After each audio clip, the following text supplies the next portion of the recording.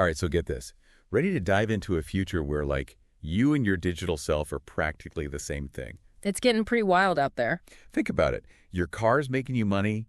Your AI is scheduling all your meetings. That's getting things done. Your avatar is at some conference on the other side of the world, all while you're just, chilling. It's like having superpowers. But then what happens when things go sideways, Yeah, that's where the real questions start. And that's where this article we're looking at today comes in. Telepresence, superposition, and the extended digital self. It's a mouthful. It is. But it gets at the heart of this whole merging of our physical and digital selves. And honestly, it is both super exciting. Definitely. And a little bit, kind of scary. For sure. What's really interesting to me is how this isn't just some far-off science fiction thing anymore. Right. It's already happening. We're already extending ourselves digitally in so many ways. Oh, yeah. I mean, think about it. Our social media profiles, AI assistants that are learning our every whim. But this article, it takes it a step further. It's exploring a future where these digital extensions, they become almost as important as our physical selves. Okay, so let's break down the extended self idea. Yeah, let's unpack that. What are we talking about here? We got avatars in virtual reality, AI assistants making decisions for us, robots doing our bidding, self-driving cars. It's a lot. It's like we're multiplying ourselves digitally. And the crazy thing is how fast it's all happening. I mean, a few years ago, the idea of a robot attending a conference in your place, that would have sounded ridiculous. Yeah. Now it's almost here. But with all this incredible potential, of course, comes a whole new set of challenges. Oh, for sure. How do we even prove it's really us acting through these extensions? And who's responsible when something goes wrong? That's a big one. What if your AI assistant decides to, go rogue and invest all your savings in some meme stock? Yeah. Or your self-driving car gets in an accident? Who's to blame? Right. Is it you, the owner, or is it the AI that was actually making the decisions? It gets really messy really fast. And that's where the article really hits on a key problem. We just don't have a good system for digital identity. It's kind of a free-for-all out there. Yeah, it's like the Wild West. We've got accounts and profiles everywhere, and there's no real way to link them all back to our real-world selves. And that's where things get dangerous, right? Yeah. The article talks about, a pretty scary picture of what could happen if these digital identities are so easy to manipulate. Yeah, you can imagine all sorts of things. Oh, yeah. Deepfakes, where someone creates an avatar that looks and sounds exactly like you, but with bad intentions. Oh, that's creepy. Right. Yeah. Or AI bots working together to manipulate the stock market or spread fake news. It's not just about risks to individuals anymore. It's about the stability of whole systems. So are we heading towards some digital dystopia where you can't even trust what you see and hear? Well, not necessarily. The article actually proposes a solution, and it's a pretty interesting one. They call it a civil registration system for our extended selves. A civil registration system. Yeah. So a digital birth certificate for all our digital stuff and robots and everything. That's the idea. They're talking about using cryptography, kind of super secure digital locks and keys to link our real-world identities to all those digital extensions. Okay, so it's not just about proving that my self-driving car is really mine. Right. It's about knowing who's responsible for what's happening in the digital world. Exactly. It's like a digital fingerprint that follows your extended self wherever it goes. Okay, I'm starting to get it. But Okay. how would you even manage something this complex? I mean, we're talking social media, AI assistants, virtual property. It's a lot. Yeah, there are a lot of moving parts. And that's where the article uses this example of a woman named Jane. She's living in this future with avatars, a personal robot, a self-driving car, all of it. And the article walks through how this registration system would handle all those things, from creating and owning them to selling them, even what happens to them after she's gone. Wait, even what happens to your digital stuff after you die? That's kind of wild. Yeah. So a digital will for your extended self. Precisely. It's about having a legal framework for all these digital assets that are becoming more and more intertwined with our real lives. Okay, so we've got this system that's supposed to make sense of our digital lives. Mm-hmm. But doesn't this sound a little, Big Brother-ish? This system could track everything we do. That's a valid concern, and the article talks about the importance of building in privacy protections from the start. Okay, good. You could control which parts of your digital identity are public and which are private. It wouldn't be all or nothing. So you get to choose how much you want to reveal. But what about someone abusing the system? I mean, anything can be hacked, right?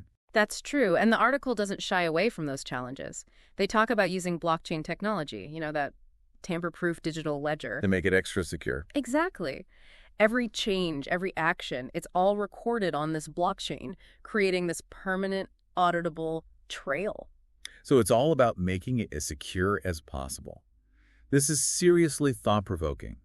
We're talking about a future where our digital identities are just as important, or maybe even more important, than our physical ones. And this registration system, futuristic as it sounds, might be the way to manage it all. It's a lot to take in, but before we go any further, let's take a quick break. When we come back, we'll explore what this means for you, the listener. And we'll dig into the potential risks and rewards of this future where our digital and physical selves are so closely linked. Stay tuned. Welcome back. We were talking about this whole civil registration system before the break, a way to manage and verify those digital identities we're all developing. It's a big idea, right? Definitely big. And honestly, part of me is still wondering if it's even doable. I mean, can you really create a system that covers everything digital when tech is changing so fast? Yeah, the article gets that it's super complex. But the alternative, a digital world where identities are all over the place and nobody's sure what's real, that's a recipe for disaster, I could see that. As we rely more on AI and robots, all that, knowing who's going to be key. But wouldn't this system be like a nightmare to actually manage? So much data, constant updates, and then someone tries to hack it. It'd be a massive project, no doubt. But think about, the article compares it to something simple, like a grocery store's SKU system. Okay. How so? Every item has its own code, so they can track inventory. What if our digital selves, the avatars, the robots, everything, had a digital barcode linked back to us? So that's how you track it all. Clever, but what about the privacy issue? It feels like this system could track your every move, both online and off. That's kind of creepy. It's a huge concern. The article addresses that head on. Privacy has to be built into the foundation of the system. So, for example, you control which parts of your digital ID are public, which are private. So it's not just broadcasting everything to the world. Right, you have options. And the system would have to be transparent. You can see your own data, how it's being used. But yeah, what about abuse? Even with good intentions, someone could still try to hack in. Any system's got weaknesses. All right. That's where they talk about using blockchain tech. Because it's so hard to tamper with, you spread that data across a network, no single point of failure. Plus, they mention digital signatures, like an unbreakable seal on a document. Extra layer of security. And biometrics, like fingerprint scans, to verify it's really you. It's about layers of protection. But beyond stopping the bad guys, this could change how we interact online entirely. Knowing who you're really dealing with, that AI is really representing that company, for example. Huge EE impact. Think about e-commerce, healthcare, even government stuff. More trust, more transparency. Online becomes a safer, more reliable place. But to get there, wouldn't you need everyone on board? Globally. That's a lot of convincing to do. It wouldn't be easy, the article admits that. But as our physical and digital lives keep blending, the need for this system will become clear. People will demand it. So, less about forcing it, more about it becoming obvious that it's necessary. Exactly. It's not just about you and me being safe. It's about a stable digital world for everyone. It's foundational, so we can interact with our tech and each other with confidence. Makes sense. But the article asks this question that I keep thinking about. If every piece of our digital self has its own ID, does that change how we see ourselves too? Now, that's a question worth exploring. As we merge with technology, how does that impact our identity? But before we go too deep into the philosophy of it all, let's talk about how this could affect you, the listener, practically speaking. All right, so we've talked a lot about this whole digital identity system, but let's bring it down to earth a bit. How would this actually affect, everyday life? Yeah, let's get practical. Imagine you're online, you want to buy something. It happens all the time. But now you know for sure, like 100% certain that the website's legit. No more scams. Your information's actually safe because that business, they've got their digital identity verified too. That'd be a huge relief. No more worrying about data breaches every other week. And it's not just shopping. What about healthcare? Could you use this for your medical records? Oh, absolutely. Imagine accessing your records instantly, securely. Share them with any doctor anywhere in the world. All verified, all through your digital ID. That would be amazing. No carrying around files trying to remember what year you had that surgery. Exactly. What about education? Proving your qualifications. Same idea. Your degrees, your work history, certificates, it's all linked to your digital identity. Applying for jobs, going back to school, anything where you need to prove yourself, it's right there. Super easy. Streamlined. But think about the social side, too. Knowing someone's identity is legit online, that builds trust. Makes sense. You'd be more willing to connect with people, collaborate. And on the flip side, it helps fight harassment, fake news, all that. If people are accountable for what they do online, they're going to think twice before being jerks. It's like leveling the playing field. Everyone has a real chance to participate without being afraid. But we got to be real. Not everyone's going to love this whole being tracked thing. For sure, privacy is crucial. Any system like this has to have strong safeguards built in. You control your own data. You choose what you share. So it's a balance. Exactly. And we have to think about those who might be left out.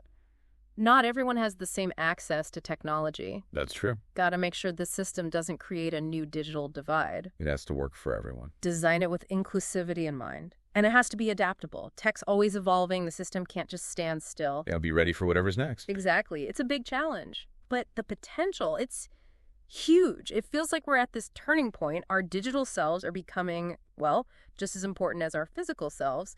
And this civil registration thing, complex as it is, it might be the way to manage it all responsibly. We're on the edge of something big. The article we've been discussing, Telepresence, Superposition, and the Extended Digital Self, it really makes you think about the future. But in the end, that future, we're the ones building it. So listener, what can you do right now to manage your digital identity? What's important to you? What kind of digital world do you want to live in? Start thinking about these questions because the future's getting here fast. And we're all shaping it together.